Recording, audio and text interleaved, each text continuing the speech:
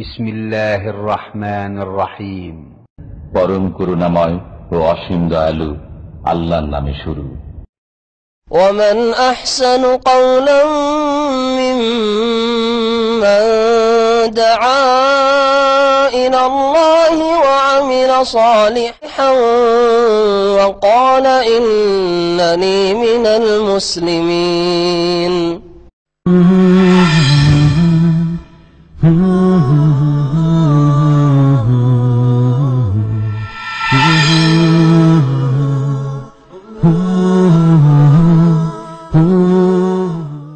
बिस्मिल्लाहिर रहमानिर रहीम अल्हम्दुलिल्लाहि रब्बिल आलमीन वस्सलातु वस्सलामु अला सय्यिदिल मुरसलीन नबियना मुहम्मद व अला आलिहि व सहबिहि अजमाइन अम्मा बाद फ़क़द क़ाल अल मुअल्लिफ़ रहमहुल्लाहु तआला बाबुल लिबास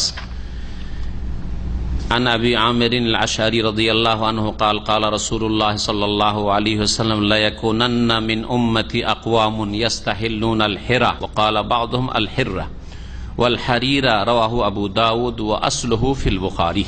আল্লাহ পাকের সমস্ত প্রশংসা যে আল্লাহ পাক রব্বুল আলামিন মানব জাতিকে অসংখ্য নিয়ামত দান করেছেন, তার মধ্যে একটি বড় নিয়ামত দুনিয়ার হচ্ছে লেবাস, পোশাক। আল্লাহ পাক রব্বুল আলামিন যখন আদম আলাইহিস সালামকে জান্নাত থেকে বের করে দিলেন, তখন সবচাইতে বেশি তার চিন্তা আর সর্বপ্রথম তার চিন্তা ছিল যে লজ্জাস্থান কি করে আবৃত করব। প্রথম চিন্তা এই ছিল না যে কি করে খাবো আর কি খেয়ে বাঁচবো। তো মানুষের পানাহারের চাইতে গুরুত্বপূর্ণ বিষয় হচ্ছে লজ্জা স্থান ঢাকা, যে শরীরটা কি করে ঢাকবো। তো লেবাসের বিষয়টি অত্যন্ত গুরুত্বপূর্ণ বিষয়। আল্লাহ পাক রব্বুল আলামিন লেবাস দান করেছেন, মানুষকে পোশাক দান করেছেন। সালাত এবং সালাম নাজিল হোক মুহাম্মদ রাসূলুল্লাহ সাল্লাল্লাহু আলাইহি সাল্লামের উপর, যিনি লেবাস সম্পর্কে শরীয়তের বিধিবিধান সুন্দরভাবে সাহাবায়ে কেরামদেরকে জানিয়ে দিয়েছেন। তাদের মাধ্যমে আমরা ইসলামিক লেবাস সম্পর্কে জ্ঞান অর্জন করতে পারবো বা পেরেছি। আল্লাহ পাক রব্বুল আলামিন যেন আমাদেরকে ইসলামিক পোশাক গ্রহণ করার তৌফিক দান করেন এবং অন ইসলামিক পোশাক, কাফেরদের সাদৃশ্যতা বা যেসব পোশাক জায়েজ নয় পুরুষের জন্য, সেগুলি থেকে পুরুষদেরকে বেঁচে থাকার তৌফিক দান করে। যেসব পোশাক মহিলাদের জন্য জায়েজ নয়, সেসব থেকে মহিলাদেরকে বেঁচে থাকার তৌফিক যেন দান করেন।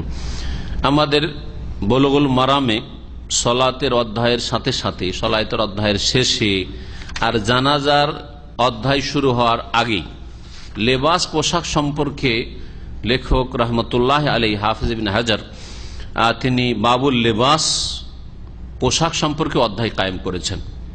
বাহ্যিক একটু সংশয় হওয়ার কথা যে নামাজের সাথে সাথে, সলাতের সাথে সাথে এখনো জানাজার সলাত বা জানাজার আলোচনা বাকি, মাঝখানে লেবাসের কথা থেকে চলে আসলো। অথচ লেবাস পোশাকটি আদবের অন্তর্ভুক্ত, তাহলে কিতাবুল আদাবে সে আলোচনাটি আসা উচিত। এর উত্তর ভাষ্যকারগণ দিয়েছেন, যেটি জেনে আরো স্পষ্ট হবে। সেটা হচ্ছে যে পোশাকের সলাতের সাথে একটা ঘনিষ্ঠ সম্পর্ক রয়েছে। সেটা হচ্ছে যে সলাতে যেসব সলাতের শর্তাবলী রয়েছে, তার মধ্যে একটি শর্ত হচ্ছে সাতরুল আওরাহ, লজ্জা স্থান আবৃত করা। শরীর না ঢাকলে, যতটুকু ঢাকা আবশ্যক না ঢাকলে সলাত হবে না। এই জন্য এই পোশাকের কথা সলাতের অধ্যায়ের পাশেই লেখক উল্লেখ করেছেন। পোশাক সম্পর্কে আল্লাহ পাক রব্বুল আলামিন কোরআনে কারীম ইরশাদ করেছেন, ইয়া বানি আদম খুযু যিনাতাকুম ইনদা কুল্লি মসজিদ, হে আদম সন্তান, তোমরা তোমাদের সাজসজ্জা গ্রহণ করো প্রত্যেক মসজিদের কাছে, অর্থাৎ প্রত্যেক সালাতের সময়। মসজিদ অর্থাৎ সেজদার সময়, যখন সালাত আদায় করবে তার পূর্বে তোমরা তোমাদের সাজসজ্জা গ্রহণ করো, পোশাক পরিচ্ছদ ঠিক করে নাও। আল্লাহ পাক রব্বুল আলামিন এই লেবাস নাজেল করেছেন, এই কথাও কোরআনে কারীমে বলেছেন। আর পৃথিবীতে যা কিছু সৃষ্টি করা হয়েছে, আল্লাহ পাক সৃষ্টি করেছেন তা মানব জাতির কল্যাণের উদ্দেশ্যে। হুয়াল্লাযী খালাকা লাকুম মা ফিল আরদি জামিআ, আল্লাহ পাক সেই সত্তা যিনি জমিনে যা কিছু রয়েছে মানুষের কল্যাণের জন্য সৃষ্টি করেছেন। কোনটা আমরা পানাহার করি, কোনো কিছু আমরা পরিধান করি, কোনো কিছু আমরা ভোগ করি, কোনো কিছু দ্বারা আমাদের বিভিন্ন দুনিয়ার গরজ পূরণ করি, বাহনের কাজে ব্যবহার করি ইত্যাদি। কোনটা আমাদের চিকিৎসার জন্য ব্যবহার করি। আর যা আল্লাহ পাক রব্বুল আলামিন নাযিল করেছেন দুনিয়ায় নিয়ামত স্বরূপ, তার আসল হচ্ছে যে তা মানুষের জন্য বৈধ যতক্ষণ পর্যন্ত তাতে অবৈধতার কোনো কারণ না এসেছে। মহান আল্লাহ কোরআন কারীমে একটি আয়াতে ইরশাদ করে, কুল মান হারামা যিনাতাল্লাহি আল্লাতী আখরাজা লিইবাদিহি ওয়াত তাইয়্যিবাতি মিনার রিজক। হে নবী, তুমি বলে দাও যে কে আছে যে আল্লাহ পাকের জিনতকে, যা আল্লাহ দান করেছেন মানুষকে, অলংকার, সাজসজ্জার উপায়, এগুলোকে কে হারাম করতে পারে? আল্লাতী আখরাজা লিইবাদিহি, যা আল্লাহ পাক তার বান্দাদের জন্য পৃথিবীতে উদ্গত করেছেন, উৎপন্ন করেছেন বা সৃষ্টি করেছেন। অত্তাইয়্যিবাত মিনার রিজক, এবং হালাল পাক পবিত্র রিজিক কে হারাম করার আছে? আল্লাহ পাক হালাল করেছেন, যে কোনো রিজিক আপনি গ্রহণ করতে পারেন। আল্লাহ পাক রব্বুল আলামিন কাউকে যদি কোনো নিয়ামত দান করেন, সেটা প্রকাশ করা আল্লাহ পাক পছন্দ করেন, আল্লাহ পাক পছন্দ করেন। ইমাম ইবনে তাইমিয়া রাহমাতুল্লাহ আলাইহি বলেছেন যে আল আসলু ফিল মুআমালাতি ওয়াল আদাতি আল ইবাহা, আদান প্রদানের ক্ষেত্রে, লেনদেনের ক্ষেত্রে আর আদাত অভ্যাসের ক্ষেত্রে পোশাক ওরই অন্তর্ভুক্ত হচ্ছে। পোশাক পরিচ্ছদের ক্ষেত্রে, লেবাস পোশাকের ক্ষেত্রে আসল হচ্ছে আল ইবাহা, মানে মোবাহ, বৈধ। আসল হচ্ছে পোশাক হচ্ছে হালাল। ফালা ইয়াহরামু মিনহা ইল্লা মা হারামাল্লাহু ওয়া রাসূলুহু, তাহলে পোশাকের মধ্যে শুধু অতটুকু হারাম যতটুকু আল্লাহ পাক হারাম করেছেন বা তার রাসূল সাল্লাল্লাহু আলাইহি সাল্লাম হারাম করেছেন, এছাড়া কোনো পোশাক হারাম নয়। আসল হচ্ছে যে সবটাই হালাল, কিন্তু যেই পোশাকগুলিকে হারাম করা হয়েছে সেগুলি হচ্ছে হারাম। এইরকমই অভ্যাসের ক্ষেত্রে, ট্রেডিশনের ক্ষেত্রে আসল হচ্ছে হালাল, যদি শরীয়ত বিরোধী না হয় বা শরীয়তে এমন কিছু কারণ না হয় যে কারণে সেগুলি হারাম হয়ে যাচ্ছে। এই জন্য তিনি বলছেন যে দ্বীনে ইসলামে হারাম বস্তু ব্যবহারের ক্ষেত্রে হারাম বস্তু হচ্ছে হাতে গণা, আশিয়া মাহদুদা, মাত্র কিছু সীমিত কিছু আছে যেগুলি হারাম। আর হালাল সীমাহীন হালাল রয়েছে। হ্যাঁ, হালালের কোনো সীমানা নেই, অসংখ্য হালাল রয়েছে। যেন হালাল গণানো খুব মুশকিল। যেন কোরআনে কারীমে হারাম গনিয়ে দেওয়া হয়েছে যে এগুলি হারাম।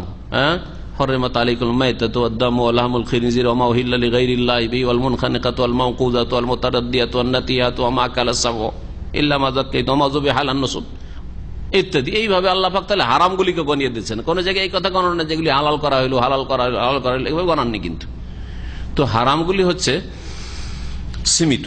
তো যেগুলি হারাম সেগুলির কিছু নীতিমালা আছে। তার মধ্যে পুরুষের জন্য যেমন স্বর্ণ, চাঁদি, এইরকমই রেশম, এগুলি ব্যবহার করা হারাম। তারপরে এমন পোশাক ব্যবহার করা হারাম যেই পোশাকে কাফেরদের তাসাব্বুহ রয়েছে, সাদৃশ্যতা রয়েছে। এমন পোশাক যেই পোশাক কাফেরদের ধর্মীয় পোশাক, কাফেরদেরকে, অমুসলিমদেরকে চিহ্নিত করা হয় ওই লেবাস পোশাকের মাধ্যমে, তো এটা জায়েজ নাই। ওই রকমই এমন পোশাক হারাম নারীদের জন্য যেই পোশাকগুলি সাধারণত পুরুষরাই ব্যবহার করে থাকে, সেই পোশাক মহিলাদের জন্য হারাম।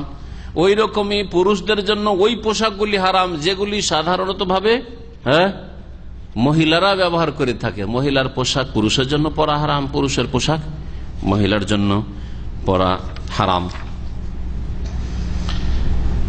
আর একটি বিষয় হচ্ছে দুনিয়ার ব্যবহারিক ক্ষেত্রে, আদান প্রদানের ক্ষেত্রে বা পোশাক পরিচ্ছদের ক্ষেত্রে হারাম, সেটা হচ্ছে অপচয়, অপব্যয়। এমন বেশি আপনি খরচ করবেন না যে যেটা অপচয়ের ইসরাফ আর তাবযিরে চলে যায়। কারণ আল্লাহ পাক কঠোরভাবে নিষেধ করেছেন, ইন্নাল মুবাযযিরিনা কানু ইখওয়ানা শায়াতিন, যারা অপচয়কারী, অপব্যয়কারী, তারা শয়তানের ভাই।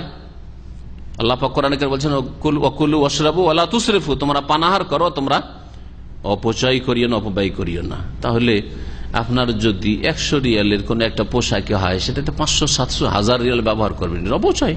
ওই পয়সাটাকে আপনি আপনার দুনিয়ার অন্য কল্যাণমূলক কাজে লাগাতে পারেন, তারপরে আল্লাহর দিনের খেদমতে লাগাতে পারেন।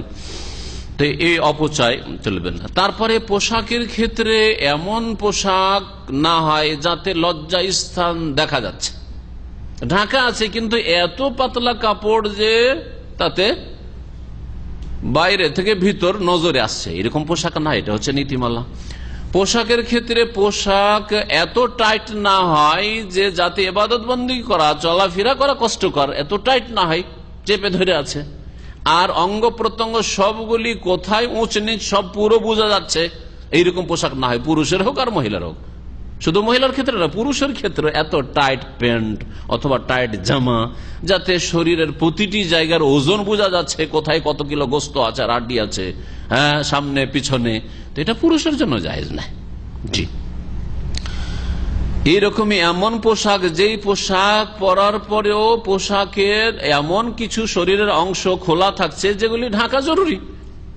হাফ প্যান্ট পরে রান খুলে ঘুরে বেড়াবেন, এমন পোশাক পরছেন যাতে নাভির নিচে কাপড় নেমে যাচ্ছে, এই পেছন থেকে নাভির নিচে চলে যাচ্ছে প্যান্ট, তো এই চলবে না, কারণ এটা হচ্ছে নাভি থেকে শুরু করে হাঁটু সহ এটা হচ্ছে আওরাত, ঢেকে রাখার বস্তু পুরুষদের জন্য। মহিলাদের গোটা শরীর ঢেকে রাখার, সুতরাং আপনি আধা হাতের ব্লাউজ পরাবেন আপনার স্ত্রীকে, আপনার মা বোনকে, আর পেট পিঠ দেখা যাবে, এটা জায়েজ নাই, যদিও পোশাক পরে আছে, কিন্তু এই পোশাক জায়েজ নাই। তো এইরকম কিছু শর্তগুলি রয়েছে পোশাকের ক্ষেত্রে, এই শর্তগুলি যদি আপনি পালন করেন, ঠিক রাখেন, তাহলে যে কোনো ধরনের পোশাক ব্যবহার করা যেতে পারে।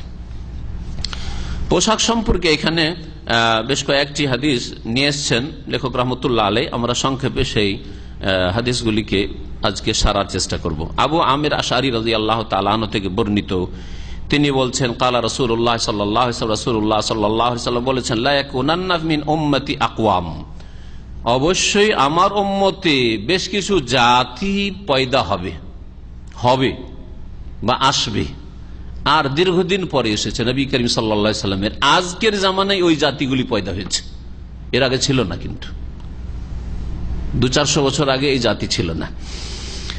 এখন এই যুগে, সভ্য যুগে এই নোংরা জাতি পয়দা হয়েছে। লায়াকুনান, আর নবীর উম্মতে আবার, হ্যাঁ, বিজাতি কাফেরদের মধ্যে নাই, কাফেরদের অনুকরণ করে মুসলিম জাতির মধ্যে পয়দা হয়েছে।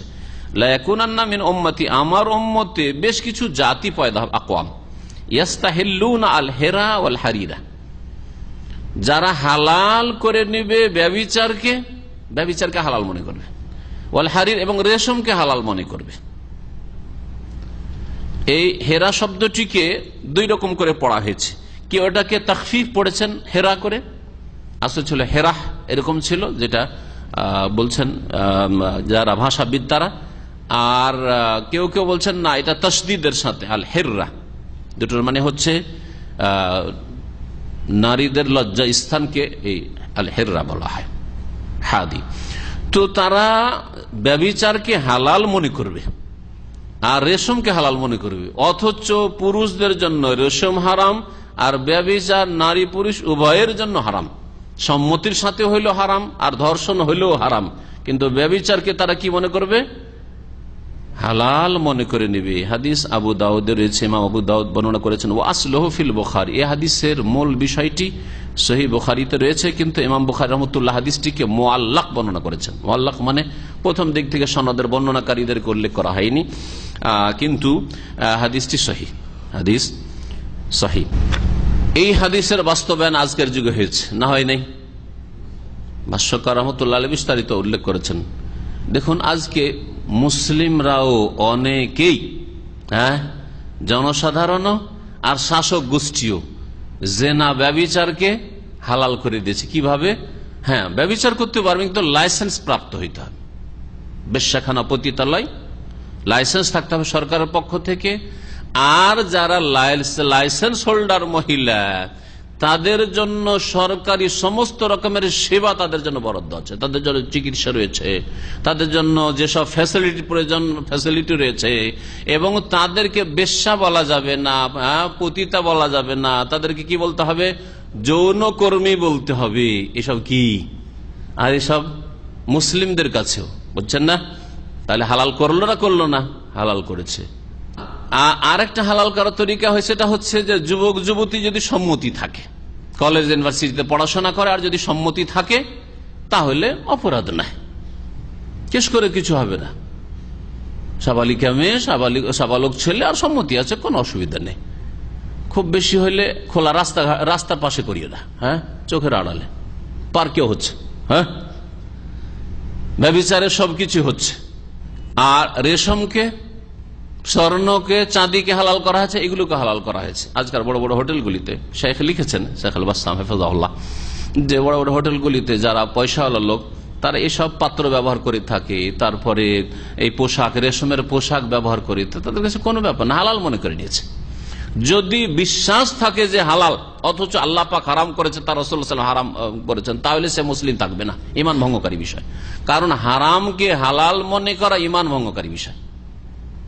হালালকে হারাম মনে করা আর হারামকে হালাল মনে করা দুটোই হচ্ছে ঈমান ভঙ্গকারী। এই হাদিস থেকে যেসব বিষয়গুলি জানতে পারলাম, অনেক বিষয় উল্লেখ করেছেন লেখক, ভাষ্যকার বলছেন যে ইখবির সাল্লাল্লাহু আলাইহি ওয়াসাল্লাম, নবী সাল্লাল্লাহু আলাইহি ওয়াসাল্লাম এতে ভবিষ্যৎবাণী করেছেন যে আন্নাহু সায়াকুনু মিন উম্মতি মান ইয়াতুনা ফাহিশাতা যিনা মুস্তাহিল্লিহা, অনেকেই ব্যভিচারে লিপ্ত হবে আর ব্যভিচারকে পাপ মনে করবে না, সেটাকে বৈধ মনে করবে, বৈধতা দান করে দেবে বা নিজেও বৈধ মনে করে যাবে। আজকাল প্রেম করাকে সওয়াবের কাজ মনে করা হচ্ছে। এটা কি? আরে প্রেম তো জেনার প্রথম দ্বার। তাহলে এটাও হচ্ছে ভবিষ্যৎবাণীর অন্তর্ভুক্ত। নবী কারীম সাল্লাল্লাহু আলাইহি ওয়াসাল্লাম ভবিষ্যৎবাণী যে আজকে ইন্টারনেটের যুগে আর কলেজ ইউনিভার্সিটিতে সহশিক্ষার যুগে প্রেম করাটা কোনো ব্যাপার না, প্রেম করাটা ভালো কাজ, প্রেম না করলে হচ্ছে অসভ্য। নবী কারীম সাল্লাল্লাহু আলাইহি ওয়াসাল্লাম এতে আরো ভবিষ্যৎবাণী করেছেন যে তার উম্মতে এমন লোকেরা হবে যারা রেশমকে হালাল করে পড়বে। বলছেন যে ফাহিয়া আনজামাতুদ দুয়াল আল্লাতী তাদঈল ইসলাম তুবিহুজ জিনা, এই হচ্ছে দুনিয়ার বিভিন্ন দেশের, এই পৃথিবীর বিভিন্ন দেশের আইন। কি যে কথাটি বলছিলাম যে ব্যভিচার বৈধ তাদের কাছে, এবং ব্যভিচারের মার্কেট মহল্লা তৈরি করে দেওয়া হচ্ছে, তাদের পতিতালয় তৈরি করে দেওয়া হচ্ছে, এবং তার ওপর সরকার ট্যাক্স নিচ্ছে। যে বিষয়গুলো আমি উল্লেখ করে লেখক উল্লেখ করেছেন যে এই যৌনকর্মী যাদেরকে বলছে তাদের কাছ থেকে কি নেওয়া হচ্ছে, ট্যাক্স নেওয়া হচ্ছে, ট্যাক্স নেওয়ার মাধ্যমে তাদেরকে লাইসেন্স দেওয়া হচ্ছে, এবং তাদের জন্য মেডিকেল চেক আপের ব্যবস্থা আছে, যেহেতু রাত দিন তারা এই কর্ম করছে, এবং সরকারি যা সুযোগ সুবিধা লাগে সব দেওয়া হচ্ছে তাদেরকে, আর উৎসাহিত করা হচ্ছে। এর জন্য বন্ধ করার চেষ্টা করা হয়, তাদেরকে সুযোগ সুবিধা দেওয়া, ফ্যাসিলিটি দেওয়া মানে তো উৎসাহিত করা। এক শ্রেণীর অসৎ লোক রয়েছে সমাজে, যারা সমাজের নেতৃত্ব দিচ্ছে। যদি কোন জায়গায় এইটা বন্ধ করতে যাওয়া হয়, তাহলে এইরকম মহিলাদেরকে আরো কিছু ভাড়া করে নিয়ে এসে মহিলাদেরকে মিছিল করাবে, মিছিল করাবে, যাতে করে বন্ধ না করা হয়। আর এসব হয়েছে, বেশ কিছু দেশে হয়েছে, যেসব খবর আমাদের কাছে আছে। এইরকমই বলছেন যে মুসলিম দাবিদার পুরুষ লোকেরা যারা স্বর্ণ ব্যবহার করে, চাঁদি ব্যবহার করে, বড় বড় যেগুলি হোটেল, স্টারওয়ালা হোটেল, সেসব হোটেলগুলিতে তারা এইসব হারাম পাত্র ব্যবহার করে, নিজের বাড়িতে তারা ওয়ালবাসুন আল হারির রেশম পরে, মুস্তাহিল্লিনা কুল্লা যালিক, এসবকে হালাল মনে। দ্বীন ইসলামে যা স্পষ্ট ভাবে যার হারাম হওয়া সর্বজন বিদিত, লোকেরা জানে, তারপরেও সেটাকে যদি হালাল মনে করা হয়, তাহলে আল্লাহ পাকের কিতাব বা ওয়াহি, রাসূলুল্লাহ সাল্লাল্লাহু আলাইহি ওয়াসাল্লামের হাদিসকে মিথ্যা মনে করা হইল। ওমান কাযাবা তিলকা নুসুস, আর এগুলিকে যদি কেউ মিথ্যা মনে করে, তাহলে সে কি ইসলাম থেকে বহিষ্কৃত কিনা? বলছেন সে ইসলাম থেকে। লেবাস পোশাক সম্পর্কে লেখক লেবাস পোশাকের প্রকরণ উল্লেখ করেছেন। ভাষ্যকার বলছেন যে পোশাক হচ্ছে 4 রকমের। এক হচ্ছে সাধারণভাবে হারাম, সাধারণ মানে সকলের জন্য হারাম। কেমন পোশাক? ওয়াযালিকাল লিবাস আল মুসাওয়ার, যদি পোশাকে ছবি থাকে, ছবিওয়ালা পোশাক। এইরকমই বেঈমানি করা, চুরি করা, পোশাক চুরি করা, জুতা অনেকে ব্যবহার করে, মসজিদ থেকে চুরি করে নিয়ে, মুসলিমদের মসজিদ থেকে কে চুরি করতে আসে? হিন্দুরা চুরি করতে আসে, ইহুদি খ্রিস্টান চুরি করতে আসে, তো জুতা চুরি করে নিয়ে ব্যবহার করে।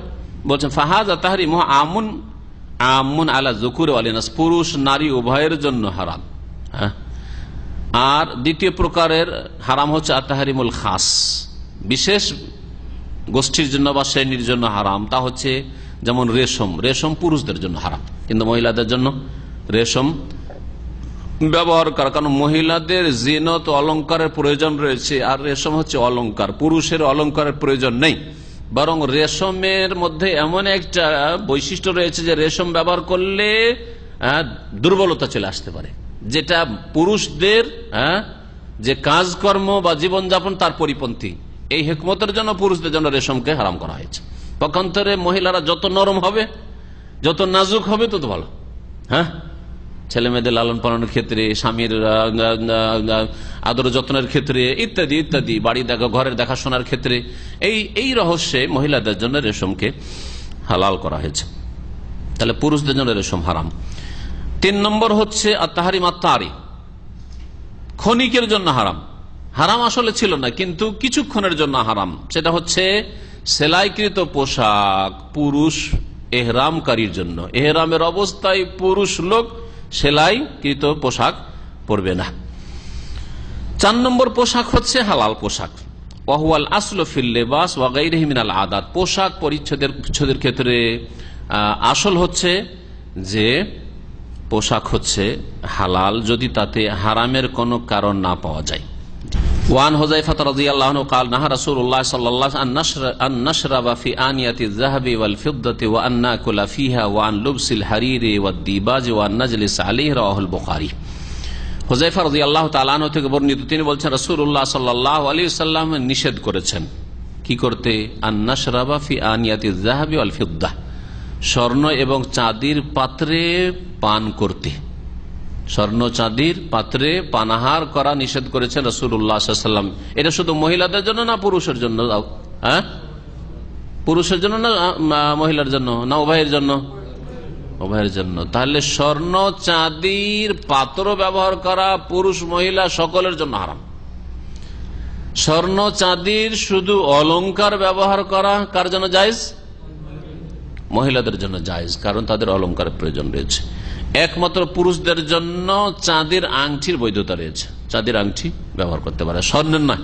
আমাদের দেশের লোকেরা এত মূর্খতা রয়েছে, স্বর্ণের চাঁদিকে জায়েজ মনে করে পুরুষের জন্য। এই জন্য শ্বশুর বাড়ি থেকে স্বর্ণের কি আংটি নেই, স্বর্ণের আংটি নেই। আর যুক্তি কি জানেন? বলে যে আংটিটা কোথাও যদি রাস্তাঘাটে কোথাও সফরে মরে যায় তো কাজে আসবে, আমরা জানা যায় কাফন দাফন হবে। কত মূর্খের মূর্খ, হারাম দিয়ে কাফন দাফন হবে, এই মশলাও জানে না। ওয়ান নাকুলা ফিহা, খেতেও নিষেধ করেছেন। তাহলে পান করা আর খাওয়া দুটোই নিষেধ করেছেন স্বর্ণ চাঁদির বর্তনে। ওয়ান লুবসিল হারিরি, রেশম, সাধারণ রেশমকে হারির বলা হয়। দিবাজ, যেটা চিকন আপনার যেটা পাতলা কাপড় যেটা রেশমের, আর কিছু আছে মোটা, মোটা হোক পাতলা হোক সমস্ত রকমের হারাম করা হয়েছে। ওয়ান নাজলিস আলাইহি, এমনকি রেশমের কাপড়ের বসাও নিষেধ করেছেন। কেউ যদি রেশমের বেডশিট দিয়ে দেয় আপনি বিছিয়ে, অথবা আপনার চেয়ারের উপরে একটা কিছু বিছিয়ে দেয়, যেমন এই যে এটা টেবিল ক্লথ, এটা যদি রেশমের হয়, নিষেধ। রাহুল বুখারী, হাদিস সহিহ বুখারীর।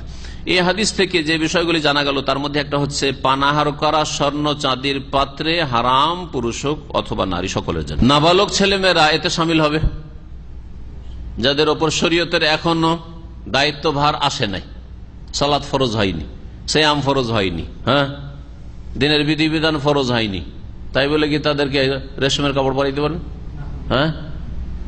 চলবে না? চলবে না। রাসূলুল্লাহ সাল্লাল্লাহু আলাইহি ওয়াসাল্লাম যে বসতে নিষেধ করেছেন রেশমের কাপড়ের ওপর, যখন নিষেধ করেছেন তাহলে ওয়ান্নাহি ইয়াক্তাজি তাহরিম, তাহলে এটা হচ্ছে হারাম। নবী করিম সাল্লাল্লাহু আলাইহি ওয়াসাল্লামের একটি হাদিস রয়েছে, নবী করিম সাল্লাল্লাহু আলাইহি ওয়াসাল্লাম একবার রেশম হাতে নিলেন আর স্বর্ণ হাতে নিলেন। আন্না নবী সাল্লাল্লাহু আলাইহি ওয়াসাল্লাম আখাযা হারিরান ফাজআলাহু ফি ইয়ামিনি ওয়া আখাযা যাহবান ওয়া জাআলাহু ফি শিমালিহি, ডান হাতে রেশমের কাপড় নিলেন আর বাম হাতে স্বর্ণ নিলেন, আর বললেন ওয়াকাল ইন্না হাযাইনি হারামুন আলা যুকুরি উম্মতি হিল্লুন লিইনাসিহিম বা হিল্লুন লিনিসাইহিম, দুই রকম রিওয়ায়াত রয়েছে।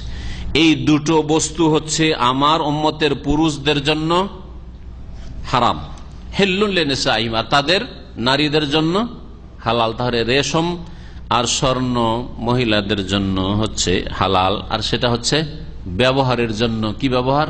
অলংকার হিসাবে, সাজের জন্য। পুরুষদের জন্য কোন কোন ক্ষেত্রে অল্প কিছু স্বর্ণ চাঁদি ব্যবহারের বৈধতা রয়েছে। বলছেন ইউস্তাসনা মিন যালিকা বাযুল আশিয়া লিল হাজাতি ইলাইহা, প্রয়োজনের খাতিরে। যেমন ভাঙা পাত্র, ভাঙা পাত্র যারা কোর্সে পড়ছেন তারা জানেন, ভাঙা পাত্র ব্যবহারের ক্ষেত্রে তার তোর লাগানো, জড়ানোর জন্য জায়েজ রয়েছে। বিসিলসিলাতি মিন ফিদ্দাহ, এইরকমই কারো যদি নাক পচে যায়, সরে যায় বা কেটে ফেলতে হয়, তো নাক যদি স্বর্ণের বা চাঁদের নাক লাগানো, যেন নবী করিম সাল্লাল্লাহু আলাইহি ওয়াসাল্লামের জামানায় কোন এক সাহাবীর এইরকম করা হয়েছিল। এইরকম তার কি বলা, দাঁত লাগানো প্রয়োজনে জায়েজ রয়েছে। ওয়ায়ুবাহুল রিজালে খাতামুন মিন ফিদ্দাতিন, যেন বললাম পুরুষদের জন্য চাঁদির আংটি জায়েজ। এইরকমই অস্ত্র, আপনি যদি অস্ত্র, যারা মুজাহিদ জিহাদ ফি সাবিলিল্লাহর জন্য অস্ত্র তরবারি রয়েছে, তরবারিতে যদি যে তরবারি যে ধরার কবজা বা বাট যেটা রয়েছে, কি বলবেন এটাকে, হ্যাঁ হাতল বাট ধরার যেটা রয়েছে, এতে যদি আপনি এটাকে সাজান দিয়ে আপনার স্বর্ণের পাইন দিয়ে বা কিছু, তো অলঙ্কৃত করা জায়েজ রয়েছে। এইরকমই রণক্ষেত্রে জিহাদের ময়দানে লুবসুল হারির জায়েজ রয়েছে। এইরকমই জায়েজ নবী করিম সাল্লাল্লাহু আলাইহি ওয়াসাল্লাম করেছেন। চুলকানি, শরীরে যদি চুলকাই খুব, তো চুলকানির চিকিৎসা নাকি রেশমে হয়। এই জন্য নবী করিম সাল্লাল্লাহু আলাইহি ওয়াসাল্লাম অ্যালার্জি চুলকানির চিকিৎসার ক্ষেত্রে ফাহাজি ওমরুন ওবিহাত, এই ক্ষেত্রে নবী সাল্লাল্লাহু আলাইহি ওয়াসাল্লামের পক্ষ থেকে বৈধতার দলিল রয়েছে। ইমাম ইবনে তাইমিয়া রাহমাতুল্লাহি আলাইহি একটি গুরুত্বপূর্ণ বিষয় এই বিষয়ের সাথে সম্পৃক্ত আলোচনা করেছেন, সেটা হচ্ছে যে হারাম বিষয়গুলি দুই রকমের। কিছু কিছু জিনিস হারাম রয়েছে, অধিকাংশ জিনিস যেগুলি হারাম আল্লাহ পাক করেছেন সেগুলি খাবায়েস হওয়ার কারণে, নোংরা নিকৃষ্ট হওয়ার কারণে। কিন্তু স্বর্ণ, চাঁদি, হ্যাঁ রেশম, এগুলো কি নোংরা নিকৃষ্ট? শুকরের গোস্তের মতো, কুকুরের গোস্তের মতো, হ্যাঁ হিংস্র পশুর মতো না তো, তাই না? বা মদের মতো সেই রকম নয়। তাহলে এগুলিকে যে হারাম করা হয়েছে, তা হারামগুলি দুই রকমের। কিছু অধিকাংশ বস্তু যেগুলি হারাম করা হয়েছে ব্যবহার করা বা পানাহার করা, তা সেগুলির খুবসের কারণে, নাপাক নোংরা হওয়ার কারণে। আর কিছু কিছু বস্তু রয়েছে যেগুলিকে হারাম করা হয়েছে, সেগুলিতে অহংকার আসতে পারে আর ভোগ বিলাসিতা আসতে পারে। এই ভোগ বিলাসিতা মুক্ত হওয়ার জন্য, অহংকার মুক্ত হওয়ার জন্য রেশমে, স্বর্ণ, চাঁদিতে অহংকার আসতে পারে, যার কারণে ইসলাম ভোগবিলাসী জীবন চাই না, আর ইসলাম অহংকার আল্লাহ পাক পছন্দ করেন না। সেই জন্য এগুলিকে হারাম করা হয়েছে। দুই রকমই বিষয়গুলি বা বস্তুগুলি হারাম, কিন্তু কোনটা বেশি অকাট্য হারাম? সবগুলি হারাম, কিন্তু কোনটা হারাম দুটো পাশাপাশি রাখলে কোনটা বেশি শক্ত হারাম? সবগুলি হারাম। হ্যাঁ, বলছেন যে যেগুলি খবিস নোংরা হওয়ার কারণে হারাম, সেগুলির হুরমতটি বেশি শক্ত। শুকুরের গোস্ত, আর বলবেন যে স্বর্ণ চাঁদি ব্যবহার করে, রেশম ব্যবহার করে, একই। হ্যাঁ, মদ খাওয়া, মাদক দ্রব্য, হ্যাঁ হেরোইন, গাঁজা ইত্যাদি, আর তামাক, আর বলবেন যে আপনার কি বলছে রেশমের কিছু কাপড়, না একই না, যদিও সবটাই হারাম। মা হারুমা লে খুবসে জিনসেহি আসাদ্দ মিম্মা হারুমা লিমা ফিহি মিনাত তারাফি ওয়াল খয়ালাহ। কালা শাইখুল ইসলাম রাহিমাহুল্লাহ তাআলা, ইমাম ইবনে তাইমিয়া রাহমাতুল্লাহ বলছেন যে যেগুলি খবিস নোংরা হওয়ার কারণে হারাম, সেগুলি হচ্ছে আসাদ, বেশি শক্ত হারাম। মিম্মা হারুমা লিমা ফিহি মিনাত তারাফ, যাতে ভোগবিলাসিতা রয়েছে, ওয়াল খয়ালা, আর অহংকার রয়েছে। এই জন্যই কখনো কখনো প্রয়োজনের তাগিদে, প্রয়োজনে একেবারে নিরুপায় নয়, একটা হচ্ছে এজতেরার। এজতেরারে তো শুকরের গোশত যখন মরে যাচ্ছেন, মদ হালাল হবে কখন? যখন মরে যাওয়ার ভয় রয়েছে, প্রাণ নাশের, ওটা হচ্ছে এজতেরারি। কিন্তু প্রয়োজনে, হাজাত হইলে, প্রয়োজন হলে এই জিনিসগুলি, যে জিনিসগুলি ভোগবিলাস চলে আসবে অথবা অহংকার চলে আসবে, এই আশঙ্কায় বারণ করা হয়েছে বা হারাম করা হয়েছে, সেগুলিকে হালাল করা হয়েছে। যেমন মহিলাদের জন্য, হ্যাঁ অলংকারের উদ্দেশ্যে স্বর্ণ চাঁদি ব্যবহার করা বৈধ করা হয়েছে। রেশম সাজবে স্বামীর জন্য, সেই জন্য রেশমকে হালাল করা হয়েছে। এইরকমই পুরুষদের জন্য হালকা কিছু ব্যবহার করা সামান্য জায়েজ করা হয়েছে। ওয়ান উমর রাদিয়াল্লাহু আনহু قال نهى رسول الله صلى الله عليه وسلم لبس الحرير الا موضع اسبوعين او ثلاث او اربع متفق عليه واللفظ لمسلم। উমর রাদিয়াল্লাহু তাআলা বলছেন যে রাসূলুল্লাহ সাল্লাল্লাহু আলাইহি ওয়াসাল্লাম নিষেধ করেছেন আল-লুবসিল হারির, রেশম ব্যবহার করতে, ইল্লা মাওদা ইসবাইন, তবে 2 আঙ্গুল পরিমাণ যদি হয়, গোটা কাপড়ের মধ্যে 2 আঙ্গুল পরিমাণ যদি হয় রেশম, আওসাল অথবা 3 আঙ্গুল অথবা 4 আঙ্গুল, খুব বেশি এতটুকু, মাঝে মাঝে সামান্য কোন কোন জায়গায় হয়তো পাড়ে এক একটু করে আছে, হ্যাঁ তো জায়েজ রয়েছে। হাদিস মুত্তাফাকুন আলাইহি, বুখারী মুসলিম হাদিস, আর এই বাক্যটি হচ্ছে সহিহ মুসলিমের। আনাস রাদিয়াল্লাহু তাআলা আনহু থেকে বর্ণিত, তিনি বলছেন যে আন্না নবী সাল্লাল্লাহু আলাইহি ওয়াসাল্লাম রাখাসা লি আব্দুর রহমান ইবনে আউফ ওয়া যুবাইর ফি কামিসিল হারির ফি সাফারিন মিন হিক্কাতিন কানাত বিহিমা, মুত্তাফাকুন আলাইহি। আনাস রাদিয়াল্লাহু তাআলা বলছেন নবী করিম সাল্লাল্লাহু আলাইহি ওয়াসাল্লাম ছাড় দিয়েছেন আব্দুর রহমান বিন আউফ কে আর যুবাইর ইবনুল আওয়াম কে, আর 2 জনে হচ্ছেন 10 জন যে সুসংবাদ প্রাপ্ত জান্নাতের, যাদের কথা নবী করিম সাল্লাল্লাহু আলাইহি ওয়াসাল্লাম একটি হাদিসে উল্লেখ করেছেন, তাদের অন্তর্ভুক্ত, তাই না? আব্দুর রহমান আউফ তাদের মধ্যে একজন, আর জুবাইর রাদিয়াল্লাহু তাআলা। তাদের কি হয়েছিল? সফরের অবস্থায় তারা ছিলেন, তাদেরকে ছাড় দিয়েছিলেন ফি কামিস, জামা ব্যবহার করার ক্ষেত্রে। কামিস যেটা শরীরে থাকে, যে কোনো জামা, পাঞ্জাবি হোক আর শার্ট হোক আর এই আপনার আমরা যেটা আজকাল এগুলো সব বজবা বলছি সবগুলো কামিস। ফি কামিসিল, রেশমের কামিস ব্যবহার করাই ছাড় দিয়েছিলেন ফি সাফার, এক সফরে, মিন হিক্কাতিন, এক চুলকানির কারণে, শরীরে চুলকানি হয়ে যাওয়ার কারণে, কানাত বেমা, যা তাদের হয়ে গিয়েছিল। সুতরাং এই যে 2টি হাদিসে যে বিষয়গুলি আসলে এগুলি জায়েজ। আলী রাদিয়াল্লাহু তাআলা আনহু থেকে বর্ণিত, তিনি বলছেন কাসানি নবী সাল্লাল্লাহু আলাইহি ওয়াসাল্লাম হুল্লাতান সিয়ারা ফাখারাজতু ফিহা ফারাআইতুল গাযাবা ফি ওয়াজহি ফাশাকাকতুহা বাইনা নিসাই, মুত্তাফাকুন আলাইহি ওয়া হাযা লাফজুল মুসলিমিন। আলী রাদিয়াল্লাহু তাআলা আনহু বলছেন যে নবী করিম সাল্লাল্লাহু আলাইহি ওয়াসাল্লাম আমাকে একটি পোশাক দিলেন। কি পোশাক ছিল সেটি? হুল্লাতুন সিয়ারা, সিয়ারা নামক একটি হুল্লা, জোড়া কাপড়। সিয়ারা বলছেন নাউম মিনাল বুরুদ ফিহি খুতুতুন সুফরুন, এক ধরনের চাদর যাতে হলুদ কি ছিল, নকশা ছিল, হলুদ নকশা। আসল কাপড়টি এক রঙের আর উপরে অল্প অল্প হলুদ নকশা। যেমন এই কাপড়ে তো আধা দিয়েছে, অর্ধেক সাদা আর অর্ধেক, কিন্তু কিছু আছে যে বেশিটাই হচ্ছে তাতে হয়তো একটা রং, ধরেন সবুজ রং বা ধরেন কোন একটা রং, আর তার মধ্যে কিছু অল্প নকশা রয়েছে হলুদ রঙের। এই হুল্লা বলা হয় এক জোড়া কাপড়কে, যাতে একটা নিচের শরীরে পরা হয় বিনা সেলাইয়ের লুঙ্গির মতো, এহরামের কাপড় যেমন হয়, অথবা কেরালাদের বিনা সেলাইয়ের লুঙ্গি, যে ওদের দক্ষিণ ভারতের ট্রেডিশন, সেলাই করে না ওরা লুঙ্গি, এইরকম। আর ওপরে একটা চাদর, এই দুটোর নাম হুল্লা। নবী করিম সাল্লাল্লাহু আলাইহি সাল্লামের পোশাক অনেক সময় এরকম পোশাক ছিল। যারা বলে ইসলামিক পোশাক আর এই ক্ষেত্রে বাড়াবাড়ি করে আমাদের দেশে, তারা সারা জীবনে যে একটা দিনের জন্য তো এই কাপড় পরেন না, এহরাম ছাড়া, এহরামের অবস্থা নাজায়েজ পোশাক পড়ছে। ওদের সুফি মুফতি এসেছিল এবছরে, আর সেলাই করা লুঙ্গি পরে আছে, এহরামের অবস্থায় সেলাই করা লুঙ্গি। আর বিরাট মুফতি, আর বিরাট সুফি একজন পীর, তার নাকি তার নামের জিকির হয়, দাওরা পড়ে আসা জিকির করে, তার নামের জিকির আমাদের মোস্তাকিম বলছিল, নিজে ওতে হাজির হয়েছে। জি হ্যাঁ, তো এরা রাসূলুল্লাহ সাল্লাল্লাহু আলাইহি ওয়াসাল্লামের নাফরমানি করে। আর পোশাকের ক্ষেত্রে এই 5 কলিওয়ালা টুপি, তো এই কলিওয়ালা টুপি, কিস্তি টুপি, এইগুলো নবী সাল্লাল্লাহু আলাইহি ওয়াসাল্লাম টুপি ছিল? কে প্রমাণ করতে পারবে যে এইরকম টুপি নবী করিম সাল্লাল্লাহু আলাইহি ওয়াসাল্লামের ছিল? আর কে বা প্রমাণ করতে পারে যে নবী করিম সাল্লাল্লাহু আলাইহি ওয়াসাল্লামের পোশাকে এইরকমই একবারে যে বর্তমান জুব্বা, এই জুব্বা আরবিদের জুব্বার মতো ছিল, না ওই বরিশালী জুব্বার মতো ছিল? কি বরিশালী জুব্বা মানে হাঁটুর একটু নিচে থেকে, ওদিকে পায়জামা বা লুঙ্গি দেখা যাবে, এটা বরিশালী জুব্বা, ঠিক না? তো কোনটা সুন্নত তাহলে? তো সুন্নতি লেবাস বলে যে বাড়াবাড়ি করেছে আর ইসলামে সংকীর্ণতা সৃষ্টি করে, যে সংকীর্ণতা ইসলামে নেই, সব সংকীর্ণতা ইসলামে নেই। যদি তাই হয় তো কখনো কখনো হুল্লাও পরে দেখে ওরা। তো নবী করিম সাল্লাল্লাহু আলাইহি ওয়াসাল্লাম আলী রাদিয়াল্লাহু তাআলা আনহুকে একটা হুল্লা দিয়েছিলেন, যাতে সবুজ নকশা ছিল, হুল্লায় সিয়ারা বলা হয় সেটাকে। ফাখারাজতু ফিহা, উনি বুঝতে পারেননি যে ওইটা ওনার জন্য দেওয়া হয়নি, দেওয়া হয়েছে মহিলাদের জন্য, আসলে ছিল সেটা রেশমের। তো তিনি পরে বেরিয়ে গেছেন, নবী করিম সাল্লাল্লাহু আলাইহি ওয়াসাল্লামের নজর পড়ে গেছে, আর এই কি কাজ করেছে, রেশমের কাপড় পরে বসে আছে।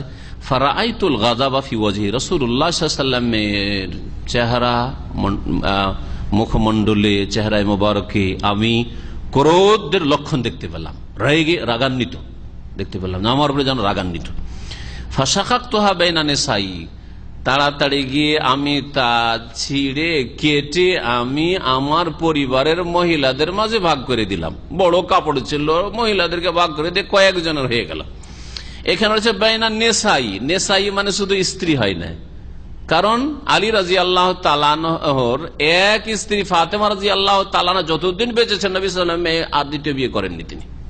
তাহলে বাইনা নেসাই মানে স্ত্রী কোথায় হচ্ছে, নিজের স্ত্রী হয় না। তাহলে অনেক সময় নিজের পরিবারের যে সদস্য মহিলারা রয়েছে তাদেরকেও আমার বাইনা নেসাই বলা যেতে পারে, বা আমার যেমন আমরা একটু ভেঙে বলি, বা আমার পরিবারের মহিলারা, পরিবারের মহিলারা। আর পরিবার মানে শুধু স্ত্রী, পরিবার মানে পরিবারের যারা সদস্য তারাও সামিল। সাবালিকা মেয়েরও তাতে থাকতে পারে, মা বোনও থাকতে পারে, অনেকের খালা হয়তো খালা বাড়ি থাকে, ফুফু থাকতে পারে, তারাও সামিল, তাতে সকলে সামিলের মধ্যে। অন্য হাদিসের জন্য রয়েছে ফাশাকাক্তুহা খুমরান বাইনাল ফাওয়াতিম, সেটা কেটে ফাতেমা নামে যত মহিলারা আমার বাড়িতে ছিল সবগুলিকে ভাগ করে দিলাম। আর যতগুলি মহিলা ছিলেন তার বাড়িতে কয়েকজন, তাদের কথা উল্লেখ করেছে, তারা কারা কারা ছিলেন ভাষ্যকার উল্লেখ করেছেন। তাদের সবগুলির নাম সুবহানাল্লাহ, সবগুলির নাম ফাতেমা ছিল।